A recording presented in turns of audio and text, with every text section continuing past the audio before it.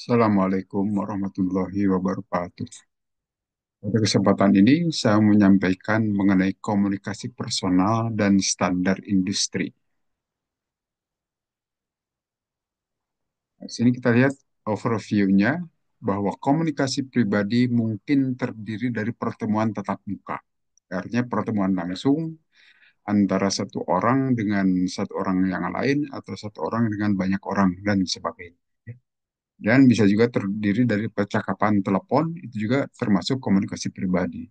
Atau komunikasi tertulis melalui surat, WA, email, dan sebagainya ya. Nah, di sini kita akan merasa sedih jika operator switchboard mendengarkan percakapan telepon kita atau seseorang di ruang surat yang membuka surat kita. Itu artinya terjadi kebocoran. Tentu saja tidak nyaman. Toh rahasia itu dibaca oleh orang lain. Kemudian proses pertanggungjawaban dapat berupa detail log yang disahkan oleh narasumber atau notulensi ya, yang dicatat dan diakui oleh moderator ataupun saksi yang menyaksikan diskusi tersebut. Ini juga adalah suatu proses pertanggungjawaban yang detail, ada dicatat, lognya dan seterusnya ya. Dengan komunikasi yang dilindungi itu, maka nanti perusahaan mungkin saja harus melakukan audit secara rutin guna memastikan kepatuhan yang berkelanjutan dan perawatan yang memadai. Artinya selalu mengikuti peraturan, comply with the rules gitu ya. Dan tetap patuh membutuhkan upaya yang wajar untuk mencegah pelanggaran keamanan dan mencegah penggunaan yang tidak sah. Juga menjaga komunikasi supaya tetap akuntabel. Ini juga adalah sesuatu yang perlu menjadi perhatian pada saat komunikasi. Oke, kita lanjut. Kita lihat di sini aspek legal komunikasi. Apa yang dimaksud di sini? Di sini tentu saja platform komunikasi memiliki banyak implikasi hukum yang harus diperhatikan oleh dunia bisnis misalnya. Beberapa contoh di sini kita perlihatkan privasi pelanggan dalam konteks tertentu konsumen memiliki perlindungan privasi. Tentu harus dilindungi data-data dari para konsumen, data pribadi dan sebagainya. Kita sebagai penyelenggara katakanlah atau sebagai penjual tidak boleh sembarangan menggunakan data konsumen seenak kita. Tentu saja harus sesuai dengan perjanjian. Nah, dalam dunia teknologi saat ini, teknologi informasi, itu data-data itu pasti ada rekam jejaknya, tercatat gitu loh. Enggak, kalau kita mau memanfaatkannya, beragam manfaat, tetapi kita dibatasi aturan, tidak boleh sembarangan. Kemudian pengumpulan data pribadi, data yang dikumpulkan secara online melalui sarana digital, atau juga mungkin dilindungi. Itu yang saya maksud tadi. Sekarang ini teknologi informasi sudah digunakan dalam beragam kehidupan, dalam area bidang kehidupan, semuanya menggunakan digital. Teknologi informasi ada di dalamnya. Nah, sehingga data itu bisa tercatat, bisa dilacak, dan rekam jejaknya bisa ditelusuri. Komunikasi pelanggan di sini, beberapa komunikasi bisa saja dilindungi secara hukum. Tergantung pada konteksnya. Komunikasi dan informasi yang dikumpulkan tentang pelanggan dapat dilindungi secara hukum. Cara untuk tetap mematuhi undang-undang ini bergantung pada industri dan jenis komunikasi. Tentu saja ini perlu menjadi perhatian kita juga ya, bahwa pasti akan terjadi komunikasi antara kita dengan para pelanggan. Tapi yang perlu menjadi perhatian kita itu sekali lagi hati-hati persoalan data, melindungi data-data konsumen kita atau klien-klien kita. Kemudian kita lihat di sini spesifik industri. Untuk industri-industri tertentu, banyak hal misalnya di sini GLBA, Game Leads Delay Act ya. Di sini Undang-Undang Industri Keuangan antara lain mengatur bagaimana informasi konsumen digunakan dan dilindungi. Catatan dan informasi pelanggan seharusnya dilindungi. Ini yang menjadi perhatian kita. Tentu dari mana? Dari seluruh ancaman yang dikenali dan juga potensial. Sehingga dapat dirahasiakan secara wajar. Sekali lagi, perlu ada perlindungan ya. Yang penggunaan yang tidak sah atau ilegal dapat saja membahayakan atau menyebabkan ketidaknyamanan bagi para pelanggan ya. Tentu saja itu harus menjadi perhatian kita. Demikian juga Undang-Undang Portabilitas dan Akuntabilitas Asuransi Kesehatan itu adalah merupakan sebuah undang-undang industri perawatan kesehatan. Undang-undang ini secara khusus melindungi komunikasi perawatan kesehatan dan informasi perawatan kesehatan. Kita tahu di industri atau perusahaan-perusahaan itu suka mengadakan check up untuk melihat bagaimana kondisi kesehatan para karyawan. Nah, tentu saja itu akan menyisakan atau menyimpan data-data. Nah, data-data itu khawatir jangan sampai ada yang menyalahgunakan gitu. Toh kepentingannya sebetulnya untuk pengetahuan individu dari para karyawan itu tentang bagaimana potret kesehatan mereka. Tapi dalam hal ini kita sebagai perusahaan bisa saja menyalahgunakan data-data tersebut. Nah, dalam hal ini hati-hati sekali lagi. Tidak boleh sembarangan data tersebut disebarkan untuk keperluan yang tidak-tidak. Demikian juga Sarban Oakley Act ya, atau SOX. Ini adalah skandal akuntansi perusahaan mengakibatkan disahkannya undang-undang ini yang dirancang untuk membawa transparansi dan akuntabilitas pada perusahaan publik. Ini undang-undang SOX ini kaitan dengan pasar modal ya, yang berlaku memang di Amerika dan berlaku juga kepada setiap perusahaan yang listing di bursa saham Amerika. Seperti contohnya PT Telkom Indonesia, PT Indosat juga itu listing bursa saham sehingga terikat dengan undang-undang ini dengan pasar modal atau undang-undang pasar modal Amerika Serikat. Yang salah satu penekanannya itu adalah ada dua section atau dua pasal, pasal 0404 dan 302 terkait dengan masalah internal control over financial reporting ya. Artinya bagaimana penyelenggaraan pengendalian internal di dalam perusahaan itu dalam rangka menghasilkan laporan keuangan. Karena memang ini diawali dari skandal keuangan akuntansi dari perusahaan Enron di Amerika waktu itu tahun 2000-an ya. Sehingga muncullah undang-undang ini yang memberikan aturan lebih tegas lagi terhadap perusahaan-perusahaan yang listing di bursa saham yang harus diaudit dengan auditor yang harus mumpuni dan telah ditentukan auditor-auditor internasional misalnya.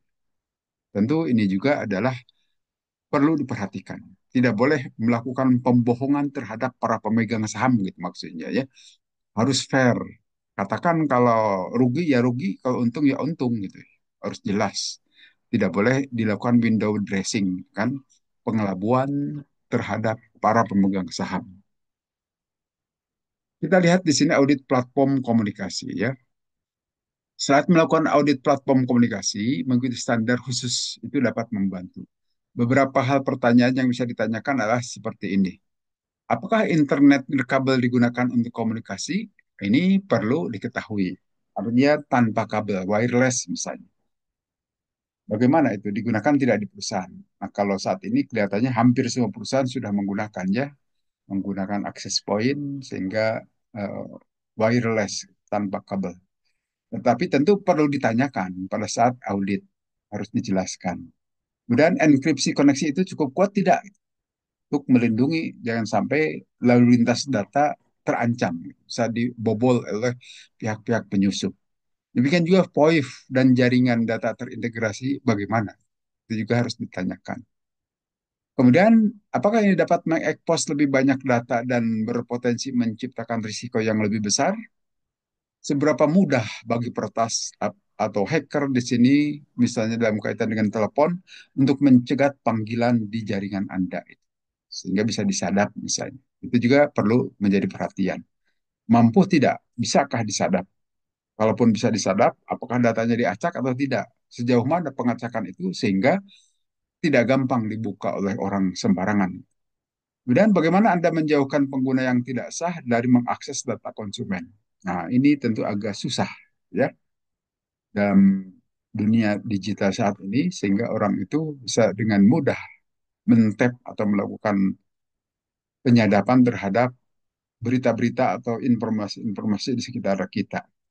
Dan menjawab pertanyaan ini dan pertanyaan relevan lainnya dapat membantu organisasi kita tetap pada target dengan komunikasi dan kepatuhan. Supaya itu tetap dipelihara. Dengan kata lain, Tidak boleh terjadi kebocoran data-data. Dan perhatikan juga setiap perjanjian yang kita buat dengan pihak lain. Apakah itu untuk melakukan ekspansi usaha atau dengan pegawai Anda sendiri, ya. Lakukan dengan bantuan pihak profesional agar terhindar dari isi kontrak yang dapat merugikan usaha. Artinya perlu diperhatikan aspek-aspek hukum juga. Maka karena itu kita perlu menyewa ahli-ahli hukum untuk membuat ikatan perjanjian ini. Kalau perusahaan itu perusahaan besar, gitu kan, perusahaan yang sudah profesional, sudah multinasional, apalagi sudah internasional, supaya tidak gampang digugat. Karena urusan gugat menggugat itu ya menyita waktu dan juga menyita dana dan juga bisa merugikan pasti. Sehingga hati-hati termasuk membuat perjanjian dengan karyawan sendiri juga tidak boleh sembarangan, harus melalui penilaian yang profesional oleh ahli-ahli hukum, ahli-ahli aturan, supaya bahasanya itu juga menggunakan bahasa-bahasa hukum yang tidak gampang diselewengkan, disalahgunakan oleh sembarangan orang. Code of Ethics, ya. Nah, ini adalah kode etik yang bisa saya menjadi perhatian di kita juga. Nah, jadi di sini dapat membantu karyawan mempertahankan budaya perusahaan yang positif dan menghormati orang lain di tempat kerja mereka. Ini perlu menjadi perhatian kode etik. Demikian juga adalah kode etik itu adalah seperangkap prinsip yang harus dipatuhi karyawan saat menjalankan bisnis untuk mematuhi standar perusahaan. Nah, sehingga bisa jadi kode etik yang harus dipatuhi karyawan itu harus ditandatangan perorangan gitu. Supaya para karyawan itu ingat betul apa yang boleh dan tidak boleh dikerjakan sebagai karyawan. Dan jelas tidak boleh merugikan bisnis dari perusahaan tersebut. Maka bisa saja ada tanda tangan terhadap kode etik ini. Artinya setidaknya para karyawan pernah membacanya. Kalaupun terjadi pelanggaran, bisa diminta pertanggungjawaban secara tertulis juga. Kan? Kemudian kode etik bisnis biasanya didasarkan pada nilai-nilai inti bisnis. Pasti begitu. Menguraikan pernyataan misi perusahaan, ada juga disebutkan di situ. Dan bagaimana para profesional harus mendekati dilema dan standar yang mereka pegang pada karyawan mereka. Ini juga adalah hal-hal yang harus dipegang secara profesional oleh semua jajaran yang ada di perusahaan.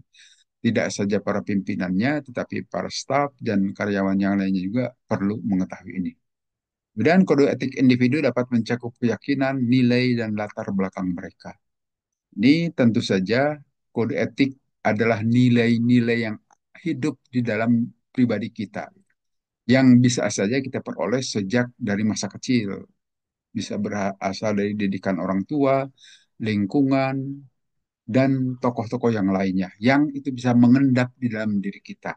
Itu menjadi kode etik pribadi masing-masing dan bisa jadi juga dibutuhkan di dalam dunia usaha karena semacam kejujuran, integritas itu bisa dibangun sejak kita masih kanak-kanak, ya. Tapi dibutuhkan juga pada saat kita sudah menjadi karyawan. Nilai-nilai yang seperti itulah yang dimaksud di sini kode etik individu dan seterusnya. Ini adalah gambaran-gambaran yang barangkali membantu bahwa inilah ada etik, respect, saling menghargai, ada code of conduct, gitu kan, honesty, kejujuran, integrity, ada integritas di antara para karyawan yang memang itu harus dibangun di dalam sebuah perusahaan. Sekali lagi, tidak hanya menyasar para karyawan, tetapi juga para pimpinan. Justru di sini nih, pentingnya para pimpinan harus memberikan contoh teladan kepada karyawannya. Karena di kita itu umumnya, terutama di dunia timur, berlaku paternalistik konsep.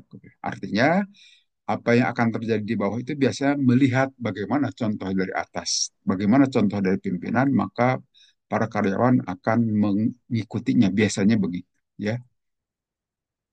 Dan yang keduanya kita lihat, walaupun kode etik untuk staf individu atau organisasi, kode etik biasanya mencerminkan keseluruhan gagasan tentang apa yang dianggap populasi umum sebagai perilaku benar dan salah, dan banyak yang didasarkan pada harapan masyarakat, seperti yang mengajarkan kita untuk tidak mencuri dari orang lain.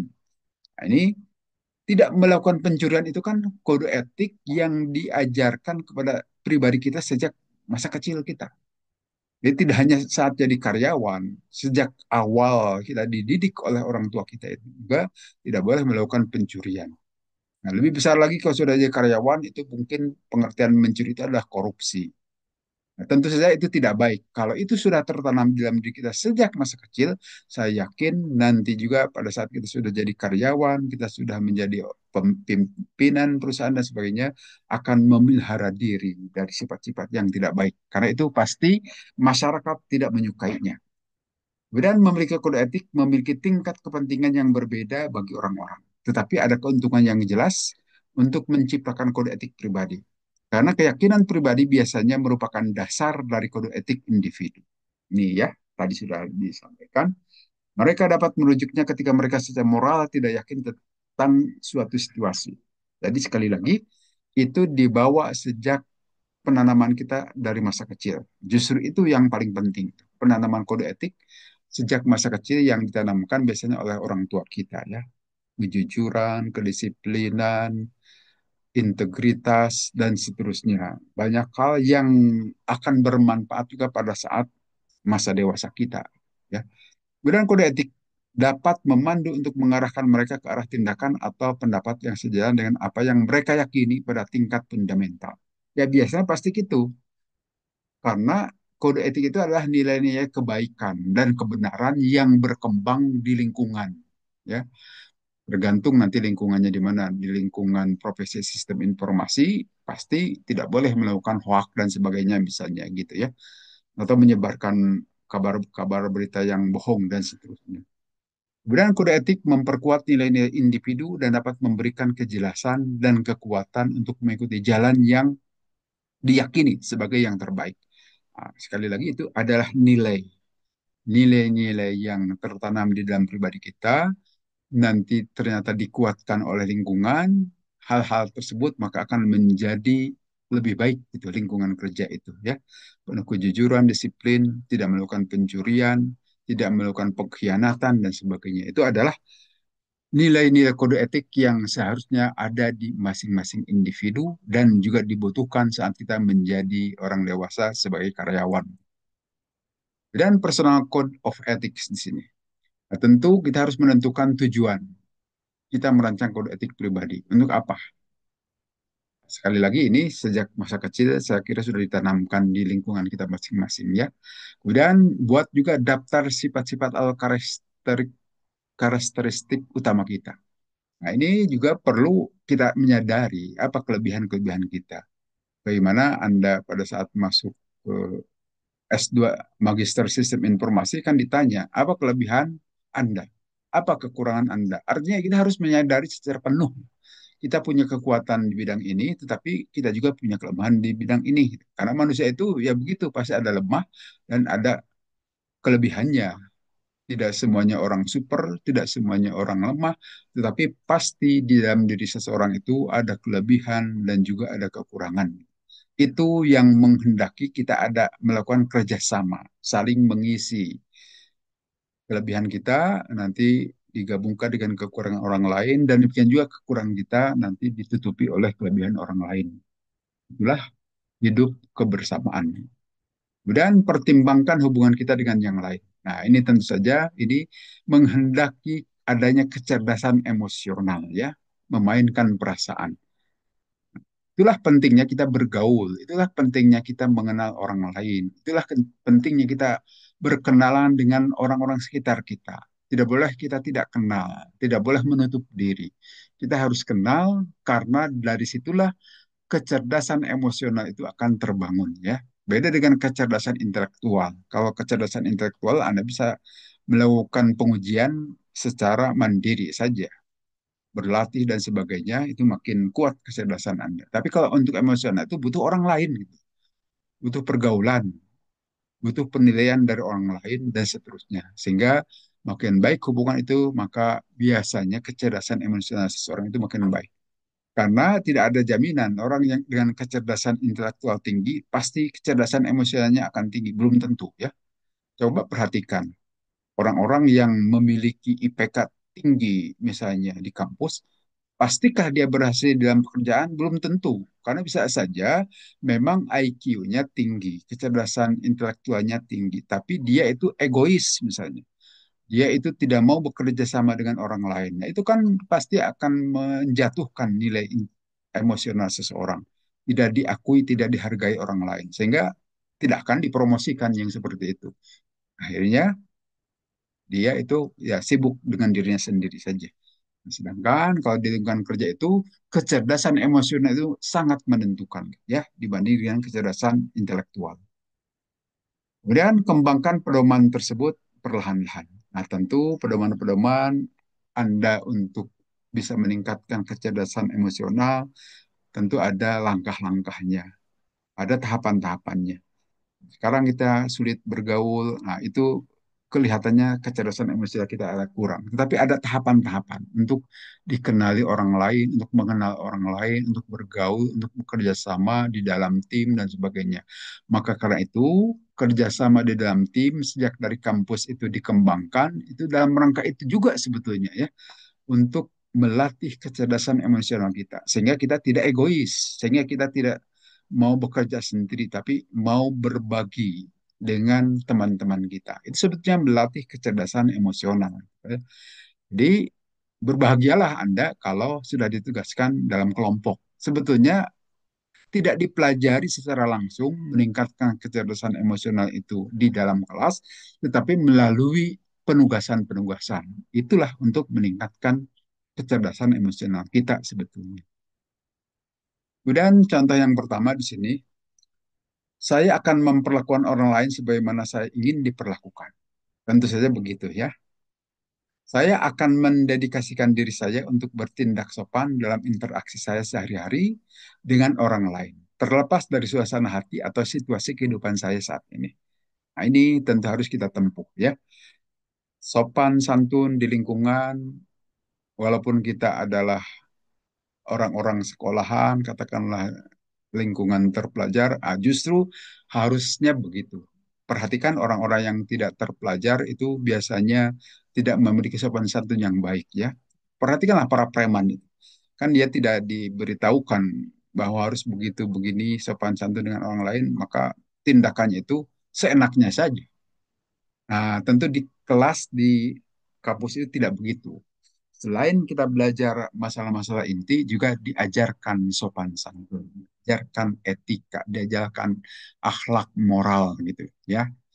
Penting bagi saya untuk memiliki dampak positif pada orang-orang yang berhubungan dengan saya. Tentu saja begitu ya.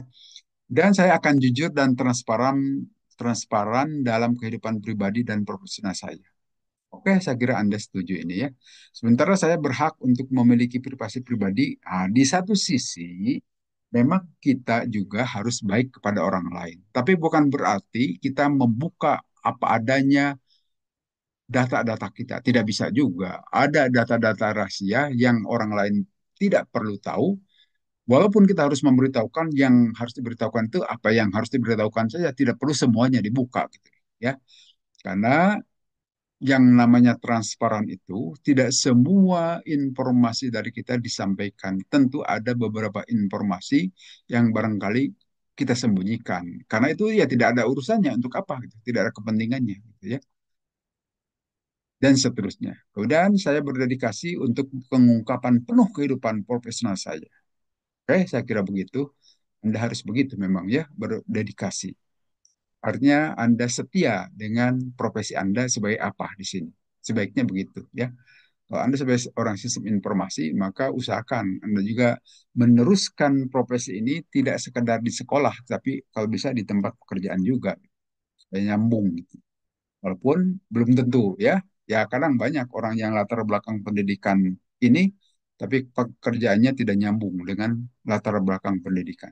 Tapi kalau bisa tetap Anda berdedikasi. Artinya sesuai dengan profesi yang telah Anda geluti selama ini. Ya, Saya menyadari kenyataan dan berharap untuk menghadapi situasi yang tampak ambigu. Nah, itu yang tadi. Bisa saja Anda berlatar belakang sistem informasi, tetapi nanti yang Anda geluti pada masyarakat tidak terkait dengan itu. Situasi ini akan mengingatkan saya untuk meninjau kembali moral saya untuk menentukan apakah menyembunyikan informasi akan melanggar kode etik saya sendiri. Nah, tentu saja sekali lagi memang harusnya setia dengan profesi kita, ya, supaya nyambung. Walaupun ya tidak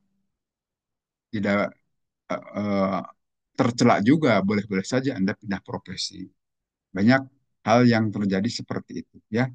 Seperti para ahli kita dahulu, latar belakang S1-nya di ekonomi atau S1-nya di teknik, tapi S2 dan S3-nya malah ke ekonomi atau sebaliknya. Yang paling banyak itu adalah biasanya begitu orang teknik S2 S3-nya ekonomi. Demikian juga bekerja di bidang ekonomi gitu ya. Nah, tentu saja ya boleh-boleh saja tidak apa-apa. Hanya kalau Anda untuk jadi dosen misalnya sebaiknya harus tetap linier ya. Karena kalau tidak linier Anda tidak bisa jadi guru besar nanti. Itu adalah penghargaan terhadap dedikasi sebetulnya linearitas itu ya. Oke, kita lanjut. Contoh kedua, saya akan selalu memberikan upaya terbaik saya dan saya akan menjaga keseimbangan kehidupan kerja yang sehat. Nah, ini saya kira Anda setuju ya, memang harus begitu. Usaha saya tidak selalu tentang hasil, tetapi tentang kepatuhan saya pada standar. Nah, ini apakah pekerjaan kita itu orientasinya pada hasil atau pada proses misalnya. Nah, tentu bisa salah satu atau bisa dua-duanya. Kalau Anda menginginkan hasil baik, ya tentu saja proses yang ditemui juga harus baik. Tapi Anda harus patuh terhadap aturan, tentu prosesnya juga harus diikuti, walaupun hasilnya belum tentu Anda peroleh. Silahkan, itu bisa menjadi orientasi kita ya. Dan saya berdedikasi untuk sama-sama memprioritaskan pekerjaan dan kehidupan rumah. Rumah saya ketika memutuskan bagaimana menghabiskan waktu dan usaha saya. Ini saya kira Anda oke ya, setuju. Saya berdedikasi untuk terus meningkatkan diri. Betul, yang namanya manusia hidup itu harus begitu. Harus selalu mengikuti supaya Anda meningkat. Nah, tentu meningkat di sini kalau usia pasti kan itu secara tidak disadari akan bertambah terus atau berkurang terus jatah hidup kita ya. Yang harus Anda lakukan secara sadar itu adalah menambah pengetahuan ya. Jangan sampai nanti gara-gara Anda sudah wisuda S2 berhenti belajar. Tidak begitu. Ya, belajar itu adalah seumur hidup. Meningkatkan pengetahuan kita terus selama kita masih hidup, usahakanlah tambah pengetahuan. Tidak dibatasi oleh pendidikan formal. Itu adalah hanya fase-fase saja. Tapi belajar itu adalah long life education harusnya. Pendidikan yang terus-terusan seumur hidup. Ya. Kemudian saya percaya bahwa hidup dengan kebajikan akan mendorong untuk menjadi orang etis yang diinginkan. Begitu ya, pasti ya. Saya akan menepati janji saya dan menghormati komitmen saya. Betul, itu harus dilakukan. Ini termasuk janji untuk diri saya sendiri serta kolega, teman, dan keluarga saya. Harus begitu. Dan pada saat kewajiban saya terhadap diri saya sendiri, pekerjaan saya, dan masyarakat saling bertentangan, saya akan mengacu pada kompas moral saya. Nah, ini pasti satu waktu akan terjadi pertentangan kepentingan, ya. Kepentingan pribadi bisa saja tidak sejalan dengan kepentingan keluarga. Demikian juga barangkali tidak sejalan juga dengan kepentingan di kantor Anda. Nah, itu bagaimana? Tentu dalam hal ini Anda perlu merenung. Anda perlu mencari referensi. Nah, referensinya itu di sini adalah sekali lagi moral. Moral itulah akhlak, itulah yang harus menjadi patokan. Artinya kode etik, nilai-nilai dasar yang pernah Anda peroleh, itulah yang harus menjadi standar moral saat terjadi konflik. Kalau tidak terjadi konflik sih baik-baik saja sebetulnya. Tapi sekali lagi hidup ini tidak selalu lurus. Mesti satu waktu berkelok-kelok. Dan naik, turun, dan sebagainya. Nah, itu akan kita hadapi. Dan saat itu kita butuh pegangan pedoman. Maka diperlukan adanya pegangan pedoman. Maka pedoman yang paling utama itu adalah keyakinan di dalam diri kita, prinsip-prinsip yang kita gunakan dalam menjalani kehidupan kita, yang diperoleh sejak masa kecil sampai saat ini. Itu loh pedomannya ya. Kemudian contoh ketiga, saya akan tetap bertanggung jawab atas kekurangan atau kesalahan saya. Nah, tentu saja ini juga harus kita sadari ya. Saya akan meminta pertanggungjawaban atas tindakan apapun yang secara moral menjadi tanggung jawab saya. Nah, tentu begitu. Itu orang-orang dewasa.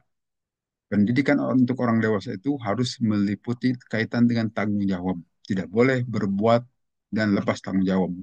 Harusnya Anda berbuat juga harus mempertanggungjawabkan itu. Karena begitulah konsep kehidupan itu ya.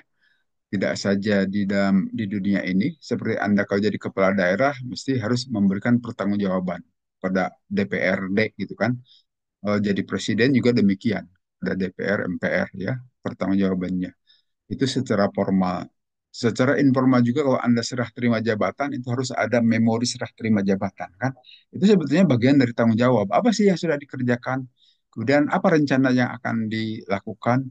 Bagaimana posisi saat ini? Nah, itu harus semacam pertanggungjawaban dari kita gitu, dalam kehidupan di dunia. Demikian juga dalam kehidupan di akhirat. Kita harus mempertanggungjawabkan kehidupan kita saat ini. Pasti akan dimintai pertanggungjawaban, ya. Sehingga kita tidak akan seenaknya, tidak akan sewenang-wenang gitu, berbuat, bekerja. Tapi buatlah pekerjaan yang kita mampu mempertanggungjawabkannya, gitu. Dan menerima pertanggungjawaban jika saya menyebabkan kerusakan apapun termasuk memperbaiki kesalahan yang tidak disengaja. Nah, tentu begitulah sikap orang dewasa ya. Saya akan selalu menjunjung tinggi keyakinan saya. Oke, bagus itu. Untuk mempertahankan harapan orang lain untuk menunjukkan kepercayaan pada saya dan menghormati keyakinan saya harus mempertahankan dan mewujudkan keyakinan saya sendiri. Oke, saya kira harus begitu ya. Sekali lagi, ini adalah orang yang sehat dan dewasa. Mungkin sulit untuk melakukan tindakan yang tidak populer karena mungkin tidak menghasilkan hal yang diinginkan untuk saya. Tetapi keputusan saya akan dibuat berdasarkan kebajikan dan aturan yang dibuat sendiri daripada takut akan konsekuensinya. Lalu siap berbuat dan siap bertanggung jawab gitu loh. Selalu kita orang dewasa begitu. Dan keempatnya saya menghargai hidup saya dan akan mensyukurinya setiap hari. Tentu harus dijalani hari-hari kehidupan. Itu anugerah yang Tuhan Allah berikan kepada kita ya, hidup ini. Karena tidak semuanya dapat hidup. Kan ada orang begitu lahir meninggal. Tidak semuanya orang umurnya panjang. Anak-anak sudah meninggal dan seterusnya. Sehingga itu adalah anugerah. Syukurilah. Kemudian saya menyadari kelebihan saya dibandingkan dengan orang lain yang mungkin kurang beruntung. Itulah kehidupannya beragam. Tidak sama setiap orang. Beda-beda. Anda di dalam kelas juga tidak sama, semuanya kan lain-lain. Dari pengetahuannya, kemampuan berpikir, kemampuan menyampaikan argumen, tiap orang lain-lain ya. Kemudian saya sepenuhnya merangkul nilai-nilai inti saya dan akan menganggap diri saya bertanggung jawab. Lagi ini adalah yang bagus ya. Saya sepenuhnya merangkul nilai saya dan menganggap diri saya bertanggung jawab untuk terus mewujudkan nilai-nilai dalam kehidupan pribadi dan profesional saya. Sekali lagi, orang yang profesional itu harus punya sikap kode etik. Tidak boleh sembarangan. Tidak boleh seperti preman. Itu aja yang gampang gitu ya. Preman itu kan suka-suka saja. Coba perhatikan tuh Hercules tuh. Preman seenaknya aja masuk ke wilayah orang lain yang sebetulnya tidak ada kaitannya dengan dia dan seterusnya. Tetap harus secara profesional. Beri para ahli hukum, para pengacara itu kan profesional. Pada saat diminta baru dia berbicara. Kalau tidak diminta ngapain bicara? Tidak ada urusannya gitu ya. Dan saya akan tetap ketat untuk terus meningkatkan diri dan memperbaharui nilai-nilai saya seiring dengan perkembangan hidup saya dan saya berdedikasi untuk membuat keluarga dan teman-teman saya bangga dengan diri saya. Nah, itu bagus. Kalau bisa menjadi kebanggaan pihak keluarga kita, kan bisa saja ada antipati juga anggota keluarga kita terhadap kita. Tidak senang gitu kan. Apa sebab ya dari perbuatan kita juga mungkin sehari-hari yang tidak menyenangkan orang tersebut. Saya juga akan mendukung orang yang saya cintai serta rekan-rekan saya dalam perjalanan mereka untuk perbaikan diri. Tentu saja begitu. Kode etik pribadi yang saya buat akan memandu saya untuk menyelesaikan setiap dilema. Nah, kode etik bisa saja per pribadi membuat sesuai dengan kepentingan atau urusan-urusan pribadi. Seperti misalnya harus tepat waktu, tidak boleh lelet dan sebagainya. Itu kan bisa menjadi konsep pribadi. Karena ada orang lain yang membiasakan dengan keterlambatan. Tapi ada orang lain juga sangat menghargai ketepatan waktu. Wah, itu berkembang di dalam diri kita masing-masing ya. Jadi antara kalian juga mahasiswa kan begitu, macam-macam. Ada yang tepat waktu kalau kuliah itu, tapi ada seenaknya aja masuk setelah 20 menit, 30 menit baru masuk kuliah. Misalnya. Itu juga berkembang di dalam diri Anda juga ya. Dan professional code of ethics di sini ya. Tentu yang pertama adalah Anda harus bersikap hormat. Hormati orang lain, siapapun dia. Tentu ini dasarnya dari HAM itu loh. Hak asasi manusia bahwa semua manusia itu sama kedudukannya. Tidak ada yang lebih hebat. Apakah yang kulit kuning, kulit putih, kulit coklat, dan sebagainya sama saja sebetulnya. Maka profesi apapun kita, hormatlah kepada orang lain. Ya, ini sekali lagi bukan preman kita ya. Kalau preman itu seenaknya, tidak mengindahkan ini, merasa paling hebat sendirian biasanya. Jadi kalau orang-orang yang profesional itu tidak akan begitu. Bahkan Anda perhatikan para profesor tidak akan begitu. Pasti dia sudah melewati penilaian seperti ini. Sehingga pasti orangnya itu menghargai orang lain. Dan jadilah inklusif. Inklusif itu artinya berlaku umum. Ya, bisa berada di dalam situasi apa saja. Anda siap. Tidak eksklusif. Kalau eksklusif itu adalah kondisi-kondisi tertentu saja. Tapi kalau inklusif itu, Anda bisa berada dalam segala keadaan, segala tempat, dan bisa diterima oleh orang banyak, banyak-banyaknya, dan tidak hanya kelompok Anda saja. Jadi inklusif, terbuka. Gitu.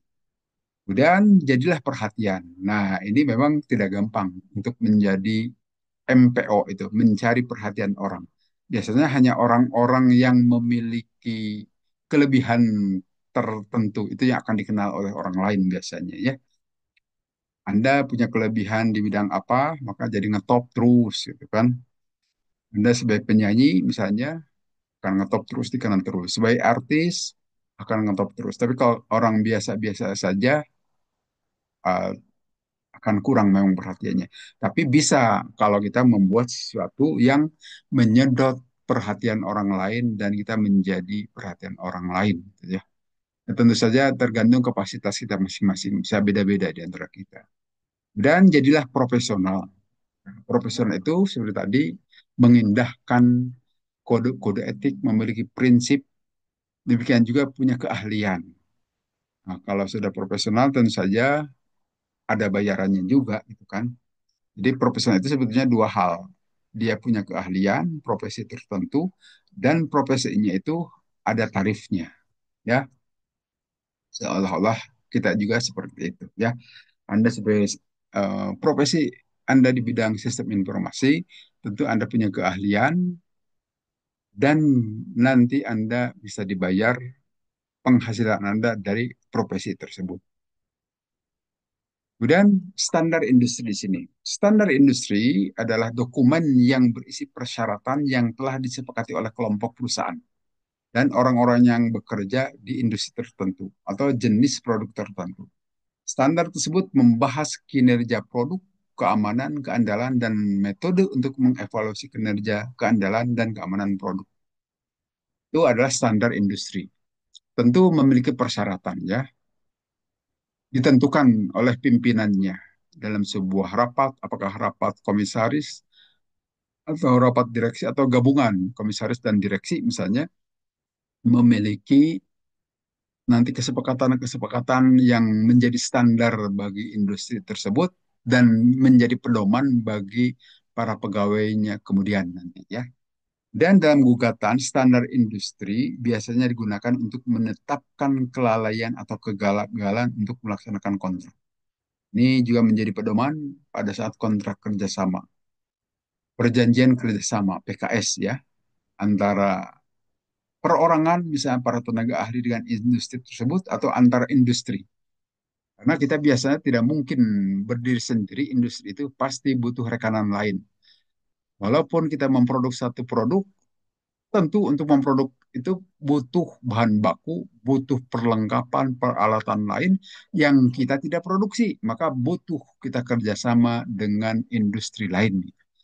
Maka akan dibuat di situ perjanjian kerjasama. Nah, tentu di sini kita harus punya sikap gitu. Apa standarnya bagi industri kita? Nah, tentu standar ini bisa diambil dari manajemen judgment, kesepakatan manajemen di dalam pimpinan-pimpinan perusahaan itu ada satu rapat, atau kita bisa mendasarkan pada standar-standar yang sudah diberlakukan atau sudah dikenal di dunia industri.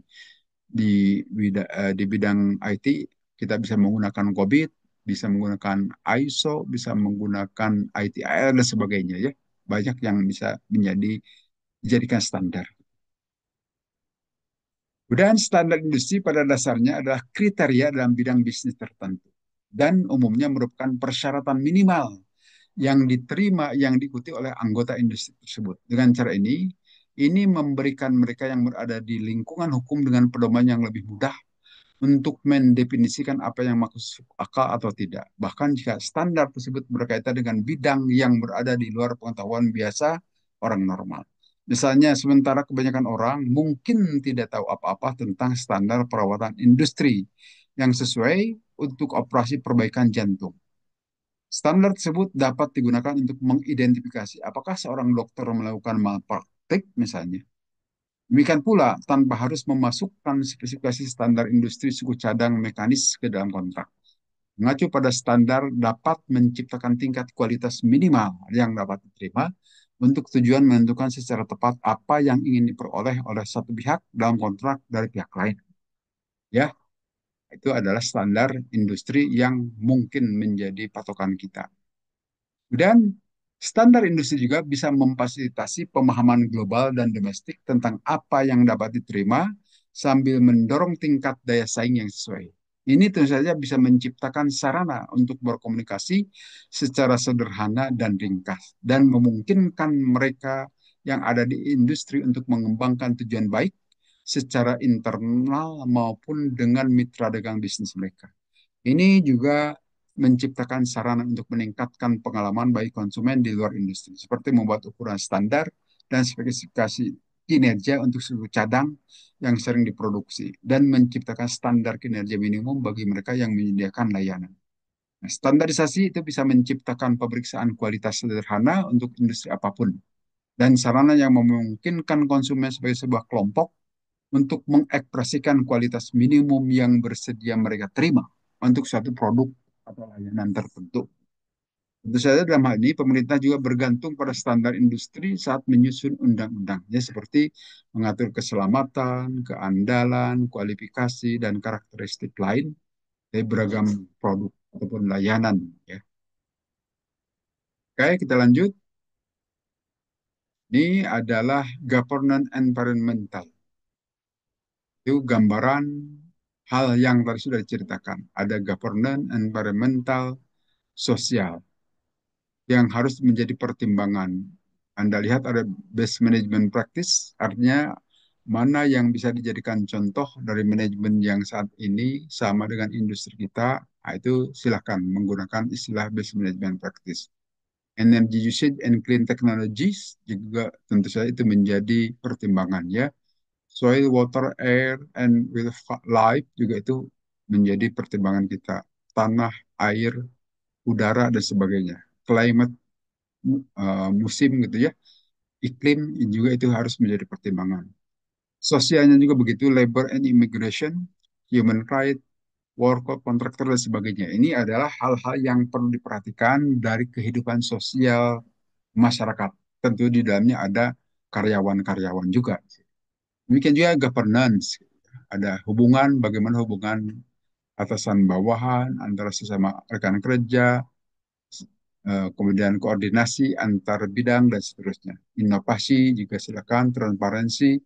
Transparansi itu adanya keterbukaan, walaupun tidak semuanya dibuka gitu ya. Ada yang ditutup juga. Dan standar dan prinsip-prinsip dan oportunitas untuk mengembangkan kesempatan-kesempatan sehingga kita bisa berkembang. Itu ini bisa kita peroleh dari environmental, sosial, dan government, ESG ya. Kemudian ini adalah the compliant approach. Bagaimana supaya kita selalu sesuai dengan aturan. Ini banyak hal yang bisa ditempuh melalui diagram ini ya. Apa review by business determination of operating suit misalnya gitu ya. Tentu harus ada review dalam hal ini procurement and process gap reviewed and close. Nah, ini tentu banyak yang harus dilibatkan. Nah, proses bisnisnya tentu bisa saja agak sederhana, tetapi orang yang terlibat bisa banyak dalam rangka menciptakan kepatuhan terhadap aturan misalnya. Supaya sesuai dengan aturan harus melibatkan pihak anu, ada pemeriksaan, komplain, kecocokan, kepatuhan terhadap aturan dan sebagainya. Itu tentu saja harus melalui sejumlah pihak yang berkompeten untuk melakukannya ya. Demikian juga kita melihat di sini proses manajemen privacy assessment dalam implementasinya. Dan ada tata kelola di sini, governance-nya. Ada communication and training, monitoring and evaluation. Ini adalah dilihat dari konsep-konsep manajemennya itu ya. Tata kelola misalnya dalam COVID, kita mengenal ada governance, ada manajemen. Nah, governance itu biasanya direpresentasikan oleh Dewan Komisaris. Tapi kalau manajemen, Dewan Direksi dan para karyawan. Itu semua adalah dalam rangka menjalankan kebijakan-kebijakan bisnis yang tentu saja harus melalui proses manajemen, langkah-langkah, kemudian privacy assessment juga harus dilihat privasi dari masing-masing karyawan, masing unit, kekuatan, kelemahannya dalam melakukan eksekusi kegiatan atau program kerja atau proses bisnis. Kemudian juga tentu saja harus ada komunikasi ya di training. Nah, training itu bisa beragam, bisa built-in training, in-house training maksudnya di dalam saja trainingnya atau bisa juga dikirim keluar. Apakah training dalam pengertian untuk sertifikasi, training-training mekanisme kerja peralatan baru, atau bahkan sekolah, strata 2 strata 3 dan seterusnya. Dan bisa monitoring dan evaluasi. Ini tugas dari pimpinannya, memonitor sudah benar, tidak sudah on the right track, dan sebagainya. Tentu ini dalam rangka menciptakan bisnis yang sehat di sini. Ada kepercayaan dari customer, nanti legal and regulatory requirement, apakah diikuti aturan main hukum itu. Kemudian competitive advantage juga begitu, keunggulan persaingan juga tentu harus diikuti karena pasti begitu. Yang namanya bisnis itu tidak mungkin sendirian. Biasanya pasti ada pesaing-pesaingan. Tapi lakukanlah secara sehat gitu. Dan data security juga tentu harus jadi pertimbangan kita semua ya untuk melakukan eksekusi terhadap bisnis implementasi. Ini adalah sejumlah diagram juga pada saat kita menjalankan bisnis, tentu tidak semuanya kita jalani begini, hal-hal yang penting saja. Sepanjang sesuai dengan alur proses bisnis kita, mana yang paling pas silakan bisa Anda tindak lanjuti dari masing-masing ini. Does the board have a common method for communicating cyber security strategies for the enterprise misalnya? Ini boleh dipertanyakan. Apakah Dewan Direksi atau Dewan Komisaris memiliki metode yang benar, yang common bersama gitu ya, untuk komunikasi cyber security, strategi cyber security untuk perusahaan itu bisa dipertanyakan kepada mereka. Does the board understand the ROI for security spending? Return on investment ini maksudnya. Apakah investasi sembarangan itu sudah melalui perhitungan? Tidak. Tidak boleh sembarang investasi, tapi harus ada perhitungan-perhitungannya. layak tidak layaknya, lihat dari NPV, net present value, atau dilihat dari IRR, internal rate of return, dan sebagainya. Sudah cocok, pas tidak bisnis ini kita geluti. Bisakah, punyakah kita tenaga ahli untuk bisnis tersebut dan sebagainya, ya. Demikian juga pasti dananya ada tidak? Dari mana kita memperoleh dana? Apakah pinjam dari bank atau dari konsorsium bank? Dan bagaimana mengembalikannya? Nah, tentu itu harus dihitung semuanya, ya. Nah, ini semua adalah pertanyaan-pertanyaan yang bisa saja kita lakukan pada saat kita mau menilai pengembangan bisnis, ya, atau menjalankan bisnis dalam perusahaan. Nah, di sini juga perlu jadi pertimbangan kita ada primary legislation, secondary legislation, administrative practice. Legislation ini Biosecurity Act, regulation, potential example. Di sini ada listing of biosecurity matters, notifiable event, roles and power of industry fund, inspector, gitu, authorized officer, dan seterusnya. Ini ya. Code of practice juga sama. Ini guideline. Ini adalah secara praktis pada saat kita di lapangan. Kita harus mempertanyakan lingkup ini, leveling seperti ini, secara komprehensif, secara lengkap, apabila kita mau mengeksekusi suatu program. Nah, ingin melihat secara lengkapnya itu begini, harus lihat primary legislation-nya bagaimana. Walaupun barangkali tidak semuanya begini, ya. Anda hanya pada tataran administratif praktis saja, yang penting bisa dijalankan, oke lah. Potensi misalnya, bagaimana cara menjalankannya ada guideline dan seterusnya, tanpa melihat apa dasar hukumnya. Nah, tentu kalau Anda sebagai pimpinan perlu melihat secara menyeluruh. Tapi kalau para staf atau para pekerja di lapangan barangkali tidak perlu tahu semuanya, ya. Cukup saja code of practice dan guideline-nya yang dipelajari. Adapun regulation sama legislation biar pimpinan-pimpinannya saja. Tapi memang dalam satu perusahaan ini perlu ada semuanya ini. Tetap dengan mengindahkan peraturan. Sekali lagi, ya. Kemudian kita lihat di sini macam-macam juga. Macam-macam di sini seperti di sebelah kiri. Kita lihat rate of new entrant, bargaining power of supply. Ini adalah dari Michael Porter itu, ya. Ini Anda pasti waktu di S1 sudah pernah belajar ini.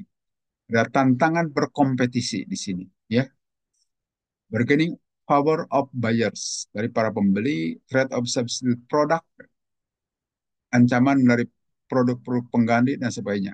Ada rivalitas juga. Itulah dunia kompetisi akan begitu, kan selalu berhadapan dengan setidaknya 5 kekuatan kompetisi ini. Nah, maka dalam hal ini tentu Anda perlu melakukan analisis SWOT di sini, ya. Anda melihat strength Anda itu di mana. Weakness-nya juga apa. Opportunity yang terbuka apa saja. Demikian juga threat-nya apa saja. Ancaman terhadap bisnis Anda. Tentu kita harus bisa membaca semuanya ini supaya bisa menjalankan bisnis kita dengan baik. Atau kalau kita jadi karyawan, kita juga sadar, tahu posisi perusahaan kita itu di mana. Di sini ada grafik market sama produk. Tentu saja ini berhubungan, ya. Market dan produk itu harus ada dua-duanya. Produk dihasilkan perusahaan dan produk itu tidak boleh berhenti di situ. Harus dipasarkan, harus ada yang mengkonsumsinya. Justru perusahaan itu bisa hidup karena punya pasar, karena punya pelanggan. Kalau tidak ada pelanggan, ya matilah di perusahaan. Kan dalam hal ini itu menjadi dua sisi yang sangat penting buat duanya ini. Produk harus Anda hasilkan dengan cara-cara inovasi dan sebagainya yang menarik market atau pasar. Demikian juga market juga harus dikuasai. Harus jelas segmennya siapa saja di market itu. Karena bisa bersegmen-segmen, beda segmen mahasiswa, segmen orang tua, dan sebagainya. Itu beda-beda, ya. Market penetration juga harus dibangun. Anda bisa memasuki market tertentu misalnya. Masuk ke kalangan kampus. Itu harus ada penetrasi ke kampus. Tentu harus siapkan tenaga-tenaga yang bisa berdialog dengan para mahasiswa. Mahasiswa lebih kritis kalau nanya produk, tidak sembarangan mau terima begitu saja, minta pembuktian dan sebagainya, maka harus diajukan juga orang-orang yang bisa memberikan penjelasan seperti itu.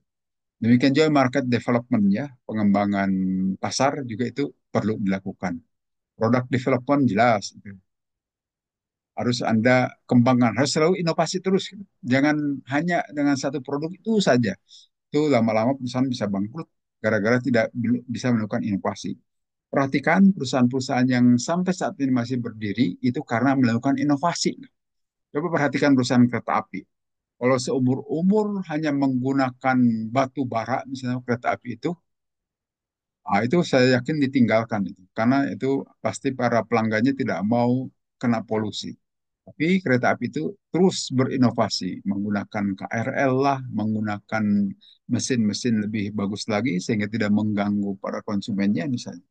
Maka orang-orang makin senang. Atau kereta cepat, Jakarta-Bandung lebih cepat ditempuh hanya dalam waktu setengah jam dan seterusnya misalnya. Itu adalah bagian dari inovasi sebetulnya ya. Kemudian kita juga melihat di sini Estelle analysis ya. Nah, ini kita melihat secara politik bagaimana, ekonomi juga bagaimana, sosial, teknologikal, environmental, lingkungan, dan legalnya. Nah, artinya kita melakukan analisis suatu bisnis itu memang harus dari beragam sisi, berbagai sisi, ya. Tidak cukup dari, kebanyakan kita biasanya hanya dari sisi bisnisnya saja, kalau membangun bisnis atau melihat bisnis itu. Padahal bisnis itu bisa saja memungkinkan masuk akal, ya, dikerjakan. ROI-nya berapa, EVA-nya berapa, MVA-nya berapa, itu dilihat dari sisi bisnis. Tapi secara politis mungkin tidak kita melakukan itu. Toh penguasanya tidak mendukung misalnya dengan bisnis seperti itu. Itu adalah pertimbangan-pertimbangan bisnis. Atau terjadi perubahan politik, baru saja pemilu, beda antara pemimpin masa lalu dengan pemimpin yang baru terpilih. Cara untuk menghadapi dunia bisnis misalnya. Nah, itu juga bisa menentukan. Kita bisa melihat bisnis kita itu dari sisi politis ya. Kecenderungan pemimpin ini adalah ke sini, udah seneng ngutang-ngutang misalnya, tapi pemimpin yang masa lalu senangnya ngutang-ngutang ke luar negeri dan seterusnya. Itu mesti jadi pertimbangan usaha. Demikian juga perkembangan sosial, teknologi juga begitu ya, itu bisa mempengaruhi dan seluruhnya. Kerusakan lingkungan juga itu harus jadi perhatian kita. Itu saya kira dari diagram ini, gambar ini yang bisa kita pelajari ya. Oke, saya kira itu saja kuliah kita hari ini. Terima kasih atas perhatian Anda semuanya ya. Assalamualaikum warahmatullahi wabarakatuh.